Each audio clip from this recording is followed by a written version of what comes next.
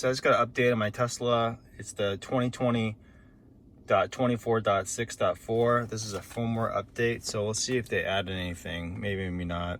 Traffic lights, sign-in control, that's the same. Back camera improvement.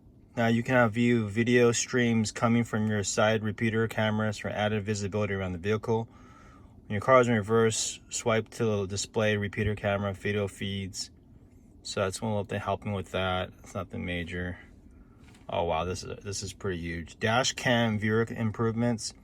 The problem with the Tesla is the Serenity mode. Every time I come back, it's like 8 to 10 incidents, and it's impossible to find it. They'll go through all the content to find out what happened exactly. A lot of times, like false alarms. But now you have a red dot, and you can kind of scrub and kind of see exactly where each incident happens, so it'll make your life a lot easier. So actually I will check these moments instead. Before I didn't, because it was too much pain in the butt to search through all the video to see when that occurred. Tuning improvements, I don't really use that much.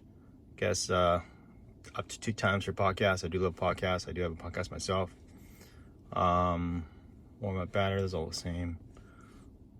So that's pretty much it. It's not a big update. Nothing to report, but I would say the biggest thing is the dash cam viewer improvement. I think that's a worthy thing to upgrade this firmware. So signing off, guys. If you saw some value in this, I know it's very short, please subscribe, please like. When you like it, it helps with the algorithm, and I appreciate every one of you guys tuning in. Thanks. Peace.